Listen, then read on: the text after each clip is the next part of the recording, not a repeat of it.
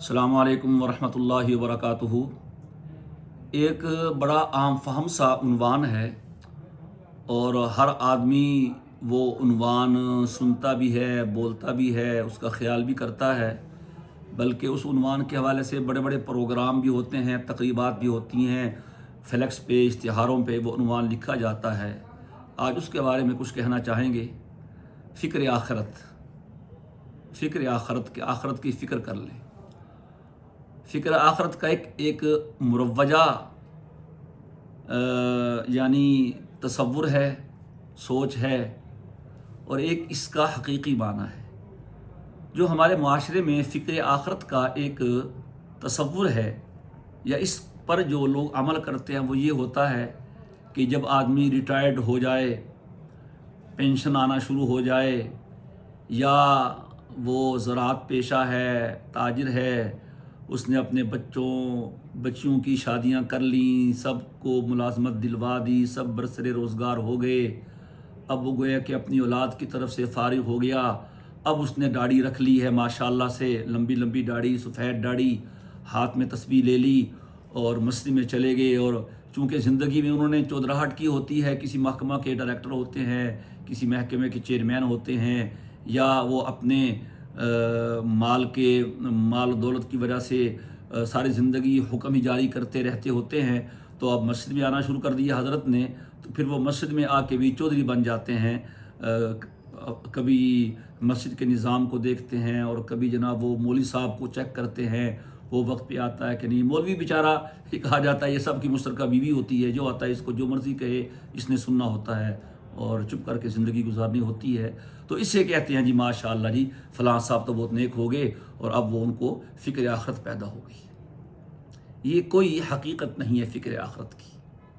ہاتھ میں تسبیح لے لینا، داڑھی بڑھا لینا، پگڑی باندھ لینا اور مسجدوں کے چکر لگانا شروع کر دینا، یہ فکر آخرت نہیں ہے۔ نبی کریم علیہ الصلاۃ والسلام نے جو ہمیں دین عطا کیا ہے، جو ہمیں نظام دیا ہے، اس میں فکر آخرت کی حقیقت میرے دوستو کچھ اور ہے، اور ہمیں اس سے غافل نہیں ہونا چاہیے، ہمیں اندھیرے میں نہیں رہنا چاہیے، ہمیں حماقت نہیں کرنی چاہیے۔ ہم نے اپنے طور پہ تصور کر کے ایک چیز شروع کر دی اور ہم مطمئن ہو گئے، زندگی بھر رشوت لیتے رہے کروڑوں میں، اور اب صاحب نے داڑھی رکھ لی سفید، تو اب سب جو ہے نا وہ منی وائٹ ہو گئی۔ بہنوں کا حق مارا ہوا ہے، لوگوں کی رقم پہ کاروبار کیا ہوا ہے، قرضہ لے کے واپس نہیں کیا ہوا، مزاربت مشارکت کے نام پہ پیسے لیے ہوئے ہیں، بیواؤں کا حق دبایا، یتیموں کا، بھتیجوں کا حق کھایا، بھانجوں کا حق کھایا، بہن کا حق کھایا، رشوت لی، پتہ نہیں کس کس کا روپیہ ہضم کیا ہوا ہے، اور اس کی فکر ہی نہیں ہے۔ بس یہ سمجھ لیا پہلے میں شیو کرتا تھا، اب داڑھی رکھ لی، پہلے پینٹ شرٹ پہنتا تھا، اب میں نے کھلے کھلے کرتے پہننا شروع کر دیے، زیادہ کیا شلوار کو ٹخنوں سے اوپر کر لیا اور مسجد میں جا کے بیٹھ گئے، اس کو دیکھ اس کو دیکھ، بس یہ فکر آخرت ہو گئی۔ نہیں میرے بھائی، یہ نہیں ہے۔ تو غور سے سنیے گا فکر آخرت کیا ہے۔ فکر آخرت یہی ہے کہ دنیا سے جانے سے پہلے جو ذمے میں حقوق اللہ ہیں اور حقوق العباد ہیں، ان کو ایسے ادا کریں کہ ذمے میں کوئی بھی حق باقی نہ رہے، بس۔ اور تقویٰ بھی یہی ہے۔ تقویٰ کس چیز کا نام ہے؟ کوئی خاص لباس ہے تقوی کا؟ کھلا کرتا ہو اور میلا کچیلا لباس ہو، یہ ہے تقویٰ؟ تقویٰ یہی ہے، یوں زندگی گزارنا کہ تم برابر اللہ کے حقوق بھی ادا کر رہے ہو اور اللہ کے بندوں کے حقوق بھی ادا کر رہے ہو۔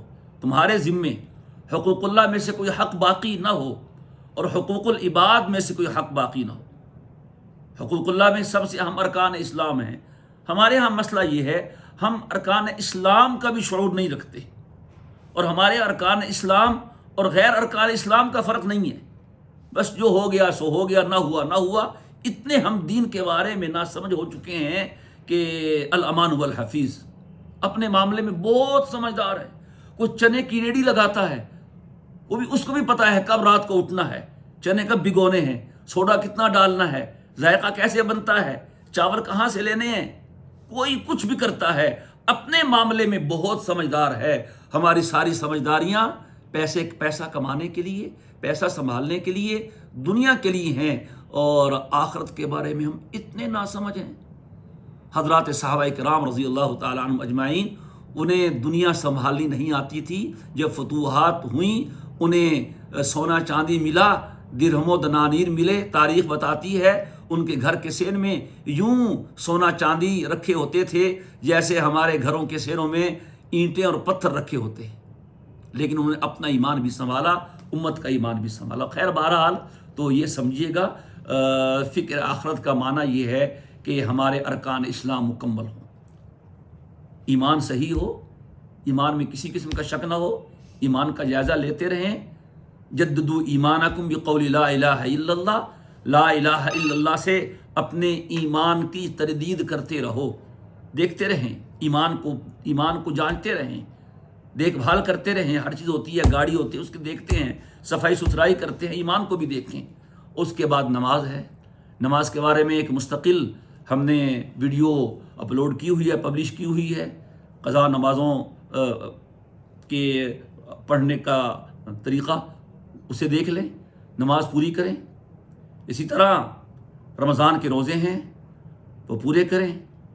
خواتین کے جو ایام کی وجہ سے روزے رہ جاتے ہیں ان کی قضا ہے، نماز کی قضا تو نہیں ہے، لیکن جو ایام کی وجہ سے یا بچے کی ولادت کی وجہ سے ناغہ ہو جاتا ہے روزوں کا، اس کی قضا ہے، وہ اپنی قضا پوری کریں۔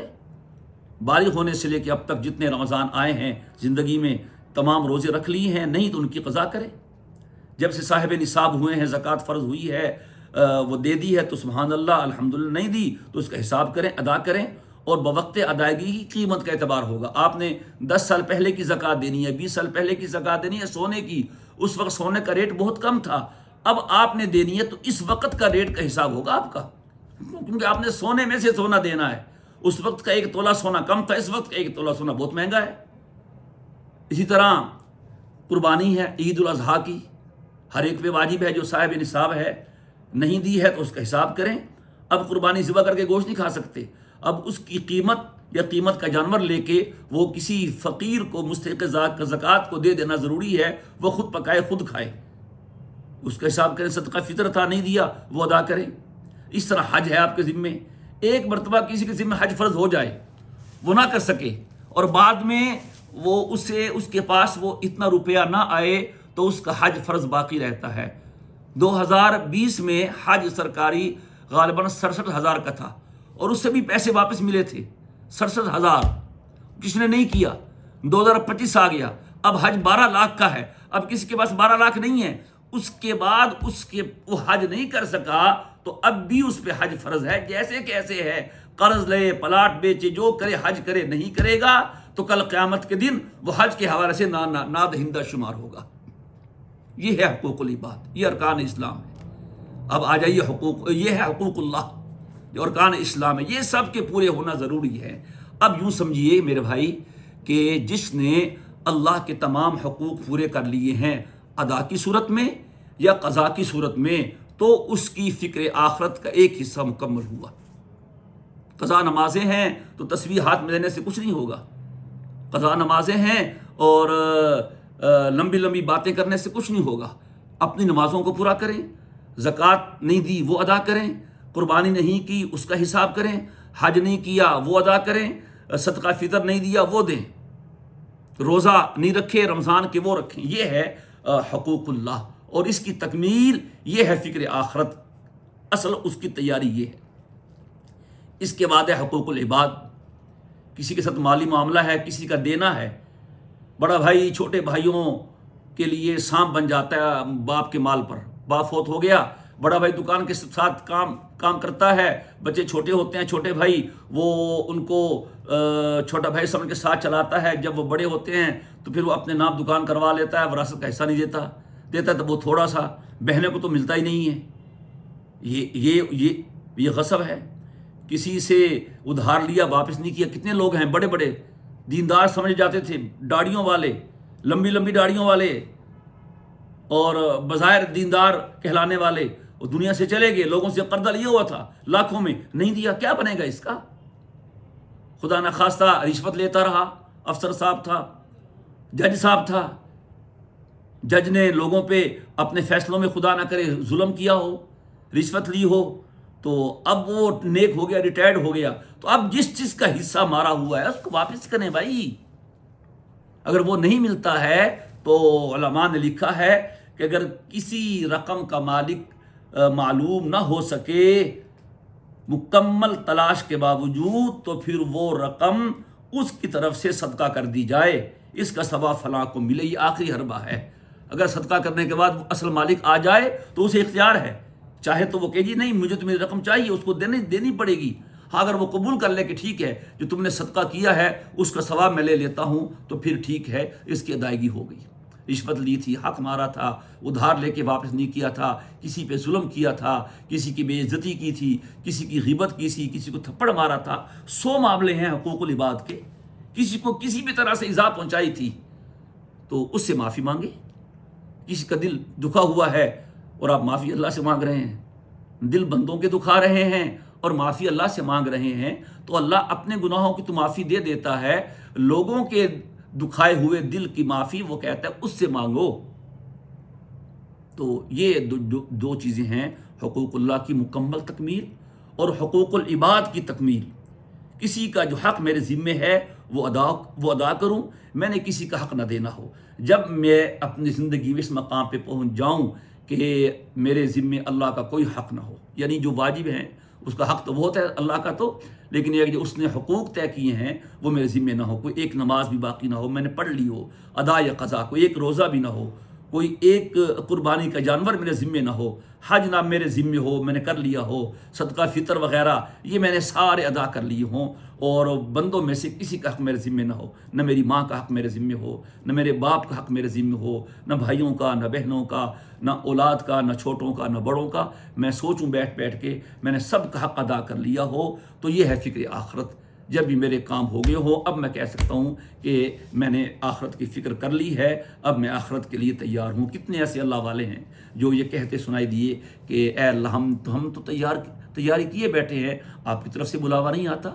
اس وقت میرے دوستو، ناظرین اور سامعین اس طرف توجہ کریں، اسے فوکس کریں، باقی رسم و روایات کو چھوڑیں، اس سے کچھ نہیں ہوتا۔